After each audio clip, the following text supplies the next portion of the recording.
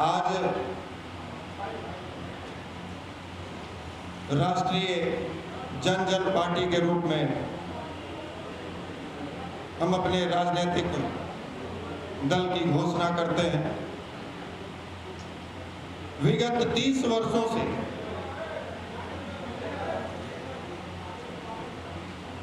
बिहार एक नए राजनीतिक विकल्प की तलाश में है।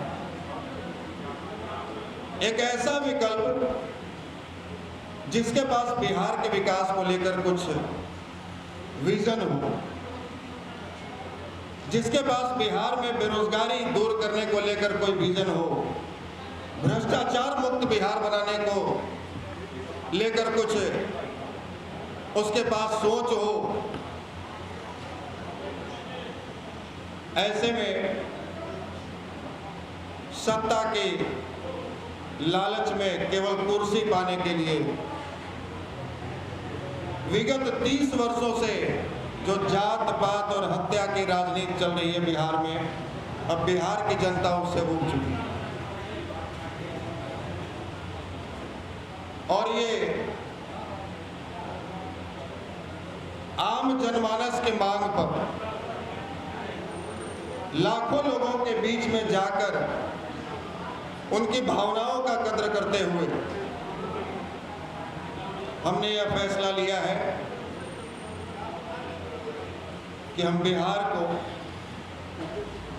जातिवाद, भ्रष्टाचार और अपराध के राजनीतिकरण से हम मुक्ति दिलाएंगे।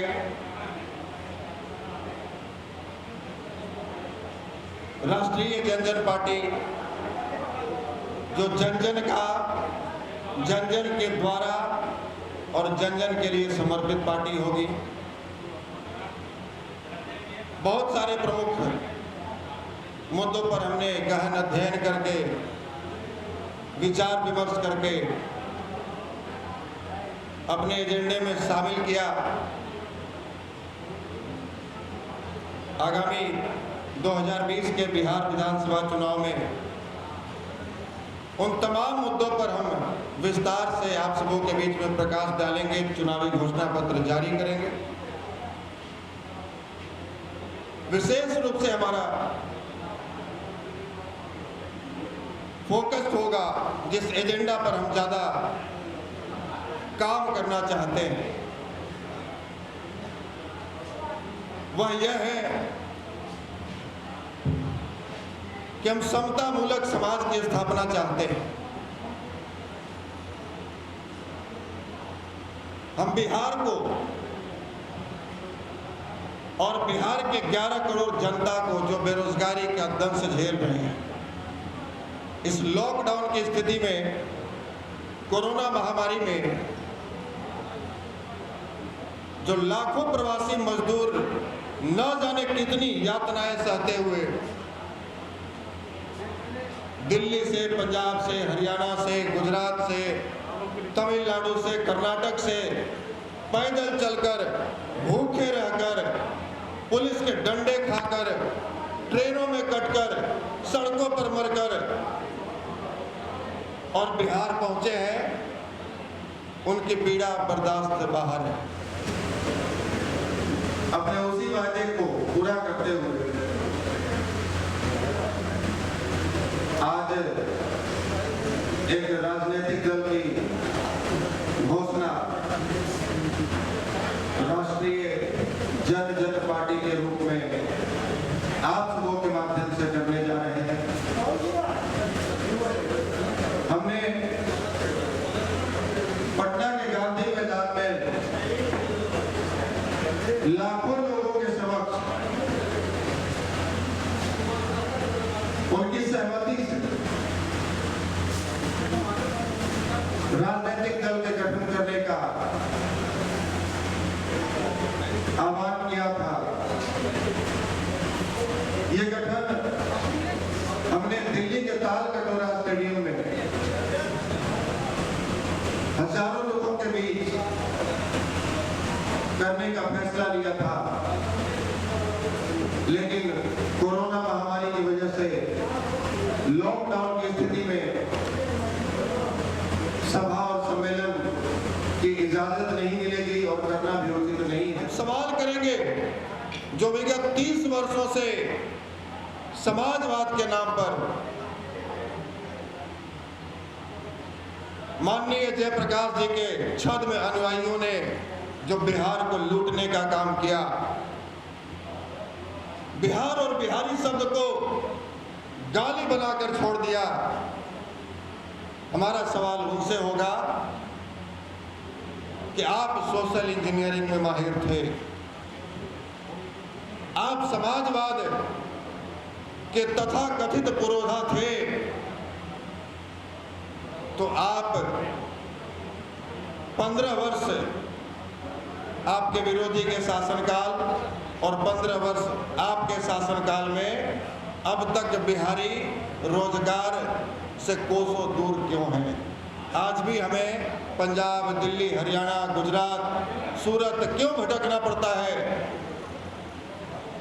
हमारे पास मैन पावर की कमी नहीं और बिहारी इतने कर्मठ होते हैं कि यही बिहारी जाकर गुजरात को गुजरात मॉडल बना दिए, यही बिहारी जाकर पंजाब को विकसित राज्यों की श्रेणी में खड़ा कर दिए, यही बिहारी जाकर लेह लद्दाख में भी सड़क बना रहे हैं। और आप इनके लिए बिहार में रोजगार का सृजन नहीं कर रहे, तो ये कभी आपकी है, कभी बिहारियों की नहीं। और ये बिहार की जनता आगामी 2020 के बिहार विधानसभा चुनाव में आपसे सवाल करेगी और हमें पता है कि इनके पास कोई जवाब नहीं होगा। ये केवल हत्या की राजनीति करना चाहते हैं। विधानसभा चुनाव अब नजदीक है,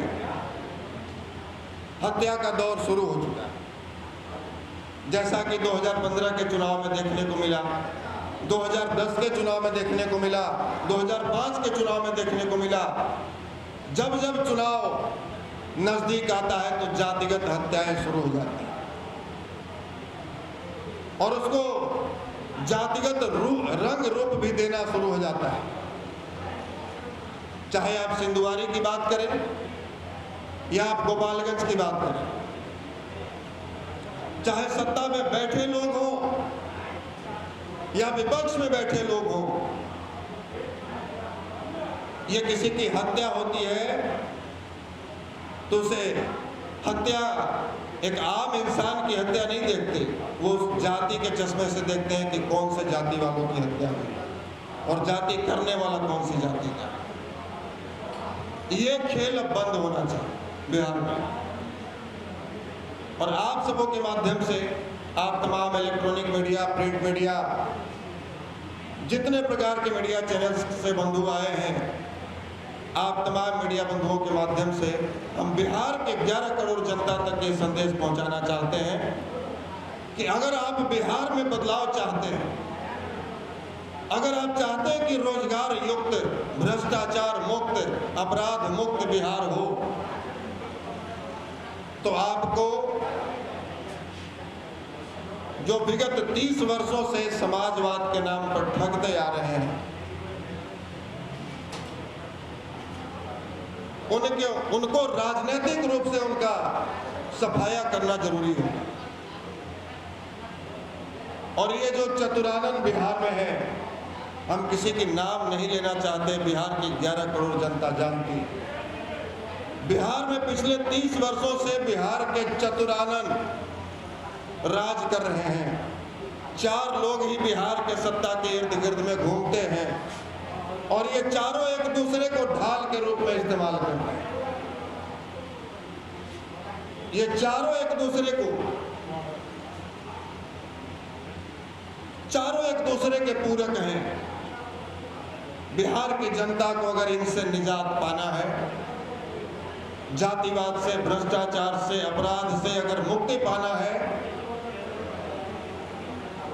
तो इन चारों का राजनीतिक सफाया करना होगा, क्योंकि इन चारों में से कोई एक भी अगर रह गया तो फिर वापस दूसरे को जिंदा कर देगा। आप विगत 30 वर्षों का इतिहास उठाकर देख लीजिए, ये एक दूसरे को ढाल के रूप में ही इस्तेमाल करते आ रहे हैं। और निश्चित रूप से अब बिहार को बदलाव की जरूरत है। और हमने बिहार बदलने का संकल्प लिया है। बिहार बदलेगा कैसे?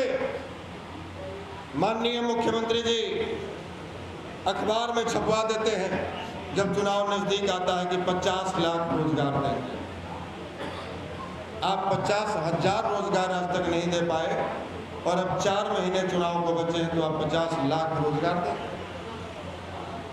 इतना बेवकूफ तो बिहार के लोग नहीं हैं। आप केवल उस मजबूरी का फायदा उठा रहे हैं, आप केवल विकल्पहीनता का फायदा उठा रहे हैं, क्योंकि कल तक बिहार में कोई विकल्प नहीं था और आप उनकी मजबूरी थी। लोग 90 वाला दशक भी बिहार में नहीं लाना चाहते थे कि फिर से नरसंहारों का दौर शुरू हो और गांव के गांव लोग जाति के नाम पर काटे जाएं, मारे जाएं, एक दूसरे की जमीन कब्जे किए जाए, जाति पूछकर घरों के आगे खड़े ट्रैक्टरों को जला दिया जाए, हजारों एकड़ जमीनों पर लाल झंडे गाड़ दिए जाए, रास्ते में चलते राहगीर को जाति पूछकर उसका गला रेत दिया जाए। बिहार की जनता वो दौर भी नहीं चाहती और बिहार की जनता अब ये कुर्सी कुमार से भी उठ चुकी है, जो कुर्सी के लिए किसी नहीं गई। और जिस व्यक्ति की, खासकर अगर कोई राजनेता है, अगर उनकी कोई विचारधारा नहीं है, अगर उनकी विचारधारा मर गई है, विचारधारा समाप्त हो गई है, तो निश्चित रूप से उनका राजनीतिक पतन शुरू हो गया है, क्योंकि लड़ाई कोई व्यक्ति नहीं लड़ता। आज जो गांधी मैदान में लाखों लोग जो एकत्रित हुए विगत 7 नवंबर को, वो किसी आशुतोष के कारण एकत्रित नहीं हुए। आज जो लोग, लाखों की संख्या में लोग आज सोशल मीडिया के माध्यम से भी अपने अपने घरों में बैठकर भी, और जो बेसब्री से इंतजार कर रहे थे कि एक बिहार में नया विकल्प आए, जो लोग आज आपको देख रहे हैं, आपको सुन रहे हैं, ये किसी व्यक्ति को नहीं सुन रहे और ये किसी व्यक्ति से प्रभावित नहीं।